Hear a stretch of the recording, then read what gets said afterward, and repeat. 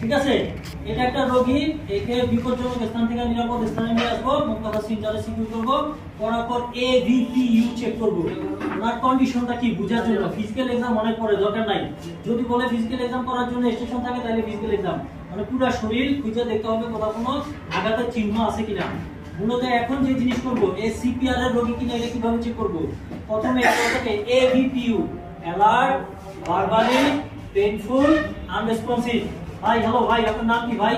আপনার নাম কি ভাই? এমন প্রশ্ন করতে হবে যাতে সে উত্তর দেওয়ার চেষ্টা করে। ঠিক আছে, আপনি কোথেকে আসছেন ভাই, বাড়ি কোথায়?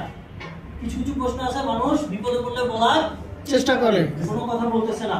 ঠিক আছে, এরপর দেখবো যে আমার রোগীটার কোথাও কোনো এই ধরনের বিষয় আছে কিনা, ভাঙাচুরা আছে কিনা। অনেক সময় রোগী এই কন্ডিশনে থাকতে পারে, কনসার্ন আছে, কনসাস আছে, কথা বলার সামর্থ্য নাই। ওই স্থানে হয়তো চাপ দিয়ে ধরলে, ব্যথার জায়গায় ব্যথা দিলে নড়াচড়া করবে, করবে, যে কোনো একটা কিছু করবে।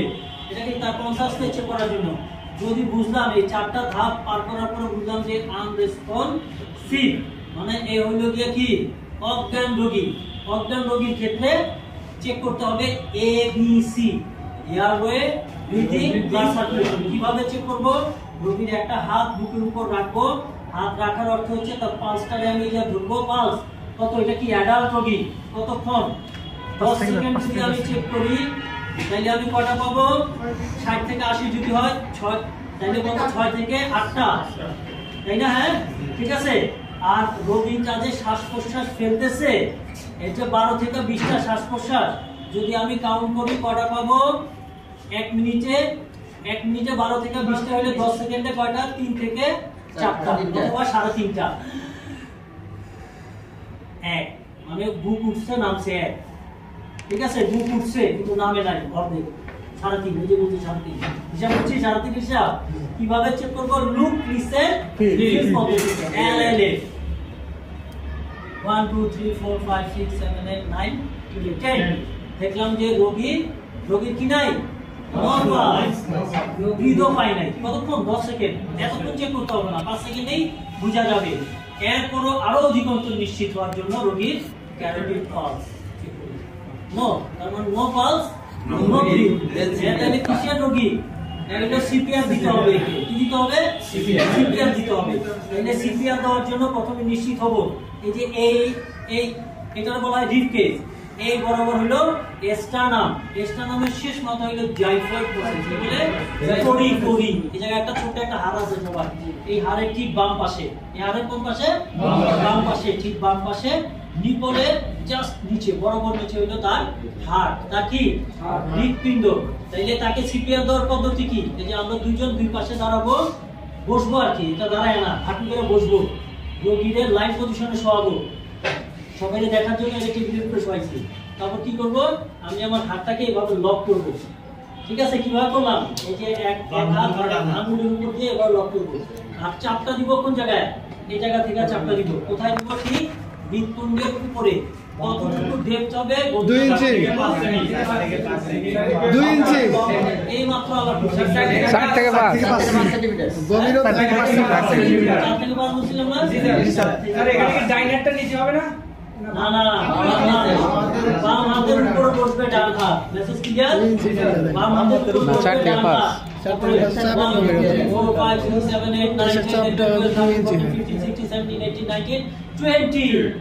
1 2 3 4 5 6 7 8 9 10 কত হলো? 30টা দেওয়ার পরে ওই যে এই অবস্থায় দিয়ে তারপর তাকে কি আমরা ভেন্টিলেশন কিভাবে দেই? আর্টিফিশিয়াল ভেন্টিলেশন তিনভাবে, mouth to mouth, mouth to barrier device, mouth to mask, অথবা ফেস শিল্ড যাই বলি। ঠিক আছে, তাহলে আমরা যে কোনো ভেন্টিলেশন যখন দিব, দুইটা দেওয়ার পরে তার বুকের সাথে এভাবে দিতে হবে, এটা আপ ডাউন হবে সম্পূর্ণ। আপনি নিজে একটা ডিপ ব্রিথ নেবেন, নিয়ে তারপর ওনারে শ্বাস দিবেন। কয়টা শ্বাস? দুইটা ভেন্টিলেশন দেওয়ার পরে দেখবেন রোগীর অবস্থার উন্নতি অবনতি হয়েছে কিনা। ঠিক আছে, রোগী ফিরে আসে কিনা। যদি ফিরে না আসে, এইভাবে কয়বার দেওয়া যাবে? 5বার। এই 5টা চেইনে একটা সার্কেল হবে। এই সার্কেলের পরে রোগী ফিরে আসার সম্ভাবনা নেই, আসলে এই ভিতরে আসবে। যদি রোগী ফিরে আসে, তাহলে কি করতে হবে? তাকে রিকভারি পজিশনে দিতে হবে। রোগীর হাতটাকে এইভাবে দিয়ে তারপর তাকে এই রাইট পজিশনে থাকবেন এই এই হলো রিকভারি পজিশন। রোগী কি করছি সিপিআর দিছি, রোগী কাশি খুলু কাশি দিছে, তার মানে কি রোগীর শ্বাস ফিরে আসছে। তারপরে ব্যাকবোর্ড লাগায় এইভাবে ব্যাকবোর্ড আপনি টানাটানি করবেন রোগীরে কোনো চান্স নাই, রোগীর নিচে ব্যাকবোর্ড এইভাবে দিবেন। ব্যাকবোর্ড ব্যাকবোর্ড মানে এটা হলো স্ট্রেচার, এটা কি স্ট্রেচার, এরকম রোগীর নিচে লাগায় দেন স্ট্রেচার, স্ট্রেচার সহ রোগীকে ওয়াই দিবেন। ওকে, এরপর এই স্ট্রেচারে যদি প্রয়োজন হয় স্ট্রেপিং করে সেন্টারিং করব। রোগীটা কোনো দিকে টাইট কোনো দিকে কম বেশি থাকতে পারে, সেন্টারিং করে এবং সেন্টারিং করতে হবে সিকোয়েন্স করে 1 2 3 ডাউন 1 2 3 আপ, ঠিক আছে। তারপর তাই কি করব স্ট্রেপিং করব, বাইদা নিয়ে রোগীর হাসপাতালে কাছে। এবং এই জিনিসটা এই কাজটাই কিন্তু এটা একটা প্র্যাকটিক্যাল স্টেশন আছে, দেখো যে করার সময় ম্যাক্সিমাম লোকজন কি করব ভুল করব, ঠিক আছে। রোগীর কাজ ডান সাইডে করতে হবে না, এত কিছু করার দরকার নাই। যদি দেখাইতে বলে তাহলে কি করব যে এই রোগীটা কি সিপিআর স্টেশন সিপিআর দিবেন, সবাই কি করবেন ক্যারোটিড পালস চেক করবেন, ঠিক আছে। তারপর রোগীর স্টারনাম বরাবর জাইফার প্রসেসে আসবেন, এটা আপনি ফিজিক্যালি দেখাবেন এই জায়গায় পরীক্ষায়, এই জায়গায় আসবেন মুখে বলা লাগছে স্যার এগুলা, হ্যাঁ স্যার জিজ্ঞেস করতে পারেন আমি এটা করতেছি, ঠিক আছে।